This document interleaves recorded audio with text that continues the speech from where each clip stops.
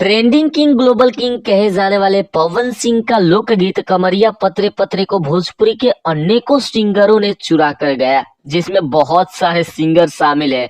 कोई अहिरान स्टार है तो कोई शेरनी कही जाती है। काहे के स्टार हो तुम सब रे?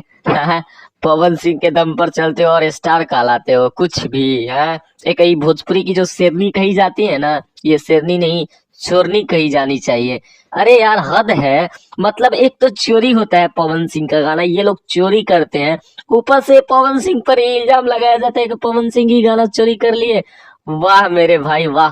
मैं कल से ही मतलब जब से गाना है तब से ही वीडियो देख रहा हूँ। लोग बोल रहे हैं कि कॉपीराइट जो कि ट्रेडमार्क हमने ले लिया, तो कहाँ हो गया ट्रेडमार्क? हवा निकल गया सब है। ट्रेडमार्क लिए थे तो मारो कॉपीराइट। गाना तक तो अभी तक हटा नहीं है गणनायक फिल्म से। हालांकि गाने पर व्यूज कम है क्योंकि लगातार रिपोर्ट मारा जा रहा है इस वजह से। और बात रहा गाने का, तो तुम सबसे रोका जाएगा? कब तक मारोगे रिपोर्ट बेटा? एक दिन चलेगा, क्योंकि चलने वाला गाना है।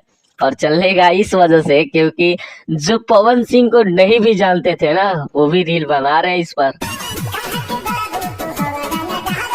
तो अभी आप लोग जिस रील को देखे, ये चेहरा को तो आप लोग भूले ही नहीं होंगे, तो समझ जाओ इसी से कि गाना सुपर डुपर हिट है मेरे भाई। और आज जानते हैं एक चीज, चोर चोरी तो करते हैं लेकिन बराबरी करने के सपने देख रहे हैं। बराबरी मत करना और तुम सबसे बराबरी होगा रे।